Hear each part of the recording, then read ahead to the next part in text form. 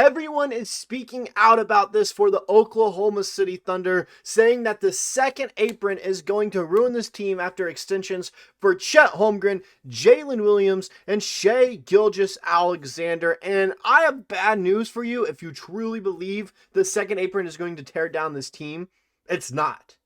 The Thunder have perfectly prepared for this scenario in the future by making moves no other team would have thought about doing it. All right, I've seen comparisons for the Oklahoma City Thunder to what the Boston Celtics are currently doing, offloading a ton of their talent that's taken up a good amount of money in Jrue Holiday and Kristaps Porzingis.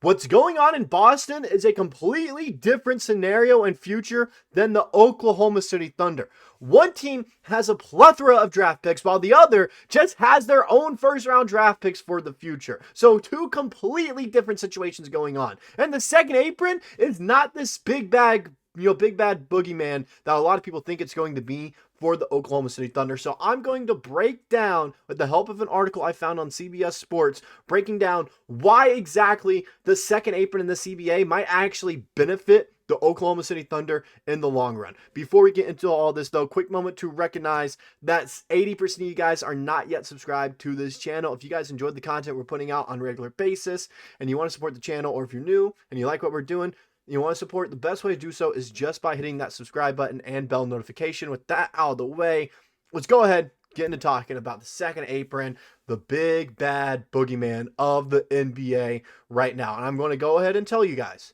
if you're worried about the second apron as a Thunder fan, don't be worried. You might bring up the James Harden thing like, oh, Clay Bennett's been cheap in the past about these players. That was only one time, and he actually went into the tax for Paul George and Russell Westbrook. So he has no problem spending a ton of money for this team. It's just so many people think that the second apron is going to ruin the Thunder. And you guys saw a quick glimpse of this earlier.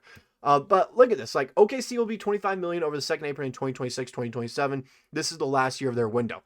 It's not. He's kind of correct when he's saying this, that OKC will be $25 million over the second apron, but not entirely. This is only if they accept every single team option. And the article I'm going to break down today kind of explains this as well. All right, we can go ahead and get right into it if we want. The 2027-2028 campaign is when the second apron probably starts to come into play. That's when Gilgeous-Alexander's Supermax deal kicks in, along with a potential rookie extension for Cason Wallace. By this point, the Thunder will likely have started to move veteran role players, which is part of their design. The idea here is to offload role players once they become expensive and replace them with their enormous stockpile of future draft picks. So as you can see there, yeah, he's kind of talking about how the draft pick situation is feeding into how the Thunder can live still. They will likely continue out of that stock in the coming years. After all, even if they don't want to pay for key veterans like Hartenstein or Dort, other teams surely will, and the Thunder will likely find ways to cash some of their players in for picks before they risk losing them for nothing. The idea here is to create a self-sustaining cycle. Draft players, develop those players, benefit from those players, trade those players for more picks to start the cycle anew. And I have the salary cap breakdown for the Thunder here as well right here. Boom. It's a little bit zoomed out. Pause if you need to. Okay, this is the most zoomed it can be for us. But you can kind of see here, Shai Gilgeous-Alexander, that giant contract at the top up there, Chet Holmgren, then Jalen Williams. Okay, but then you see these kind of red situations, the brighter red. Those are all team options. So you can see two of our top three highest contracts going into 2020. I say two of our highest paid contracts. Two of our highest three contracts right now for next season are those team options. In 2026, 2027, they'll be our fourth and fifth highest contracts. What the Thunder and Sam Presti can do is just decline them. That's simple. If you decline Isaiah Hartenstein and Lou Dort, that alone gets you under the second apron. If you decline Kenrich Williams as well, that's going to get you even further under the apron. So what he can do is just decline them and move on from them with role players. Now, I know some of us want to keep one of Hartenstein or Dort. I'm telling you right now, this is the last season of Isaiah Hartenstein. If you believe Isaiah Hartenstein is coming back to this team, you are mistaken. The Thunder can't afford him. He can go make 20 to 25 million a year on another team, maybe even more. And the Thunder can't pay him that. They can only pay him around 12 to 15 million. I don't think he's taking that kind of cut. After winning some rings, go get the bag. Go ahead, go get that, go get that back. I have no problem with that whatsoever. Dort, I want them to decline and sign. He could potentially make $25 million. I'd like them to keep him if possible. If not, you have Cason Wallace coming in to replace him. And if you truly want to keep him, you then trade Alex Caruso, who's on a very tradable contract. And that's when you get this cycle of picks coming back in, because you can get a first-round pick or two for Alex Caruso, all defensive level player, two-time champion. All right, you can get more picks for him as well. And you have a ton of second-round picks that you can package. Be like, look, we'll give you 2 second-round picks and Alex Caruso if you give us 2 firsts in return. Some teams will take that. Some teams want that veteran leader off the bench or even starting for him. So that's another situation. Kenrich Williams is another one that's interesting as well. I don't know if we decline and sign him. We might just straight up decline him because he might be able to make a little bit more money as well. It's just very interesting looking at what's going to happen down the road in the future. Ousmane Dieng might be gone from the team as well. You don't have to worry about re-signing him. And you also have these young guys like Thomas Horber coming in to help out the team as well. AJ Mitchell is a great backup point guard if you lose someone down the road like Alex Caruso. Isaiah Joe might be traded. His team option is when Shai's come into play. If you need that extra 11 to 12 million to try to get under the second apron or not be entirely super over it, you can just decline his team option and let him walk, or pick it up and trade him. There are multiple options that the Thunder can do when you look at the salary cap list right here. So it's not like the second apron is going to completely ruin the Thunder. It's not. You've also seen teams pay for almost 90% of their salary in 3 players and win it all. The Celtics did it in 2024, and the Nuggets did it in 2023. It can work if you can build them with the right role players, and the Thunder have it set up where they can build them with the right role players. Here's another piece of the article right here as well that talks about it. Let's say that's the case. And it's talking about the last piece that I had there where they keep on drafting and, decline some team options. All this would mean that Thunder will have used up their three pre-repeater tax seasons and their 2 second apron seasons before picks start dropping to number 30 by the end of the 2028-2029 season. Conveniently enough, though, that's the earliest point at which the current CBA can end. Both the players and owners can opt out of the CBA after the 2028-2029 season, so the entire system might change before it even really starts to punish the Thunder.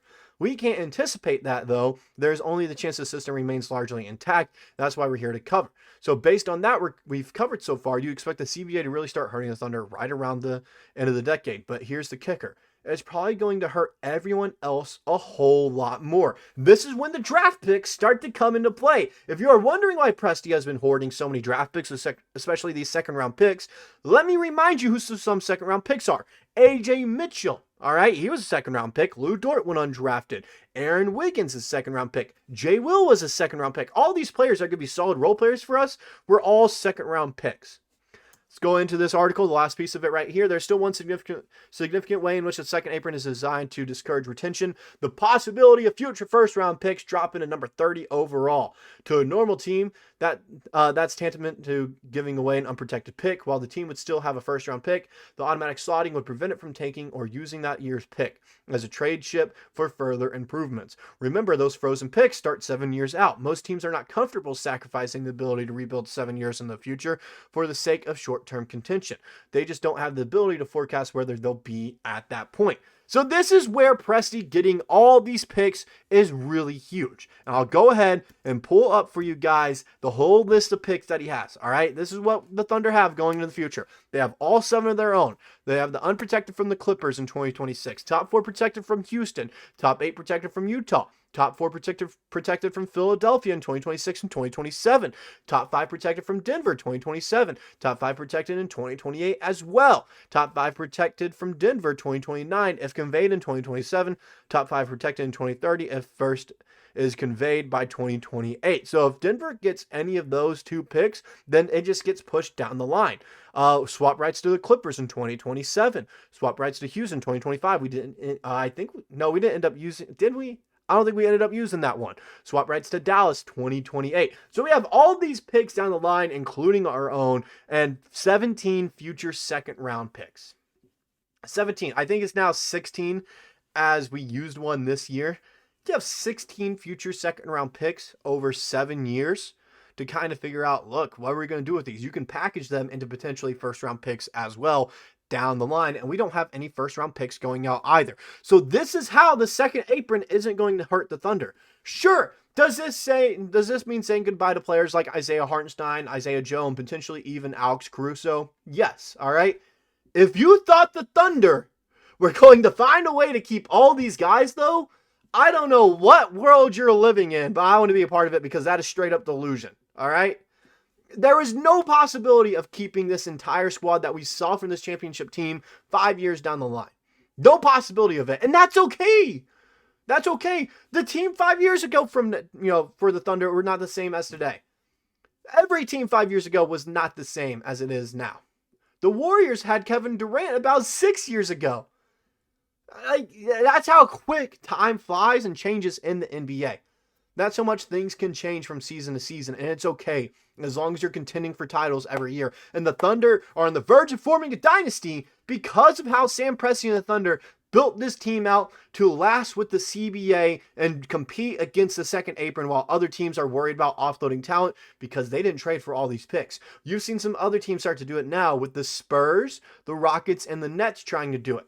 They're doing it, that's a smart way to do it. Are they doing it correctly? No, because they haven't been able to compete yet. And they've been doing this for about 2 to 3 years, and the Thunder did it for about 2 to 3 years, and they became a championship contender. Well, as those teams haven't yet. So they're a little bit behind, but they're doing it the right way as well by getting these stockpile of picks, finding 3 guys you want to pay, and just replace your role players at the end of the rotation with young, cheap rookies that can contribute. And with Presti's history of drafting people, you should be comfortable with these picks replacing role players. I am comfortable with Thomas Sorber eventually replacing Isaiah Hartenstein because I have faith in Presti when he drafted him. I have faith in Brooks Barnhizer potentially becoming a player as a 2-way contract and second-round pick because of Presti's, kind of history of drafting in the second round. Aaron Wiggins was a huge piece off the bench for the Thunder, and he was drafted 55th overall. A.J. Mitchell was a huge piece during the regular season, and he looks like he's going to be a huge piece next year, and he was drafted in the second round. Jay Will, who's making $8 million a year now, who's going to be the backup center, and potentially, I don't want to say he could be a starter, but could have an increased role once Isaiah Hartenstein is gone, and it was really one of the main reasons we beat the Nuggets in round 2, was a second round pick. Trust Presti to make the right calls in the draft to fill up these role player slots, and trust Clay Bennett to pay the money in the future because he will. That's all I got for this video. Don't be worried about the second apron, okay? Don't be worried about it. That's all I got. See you guys in the next one.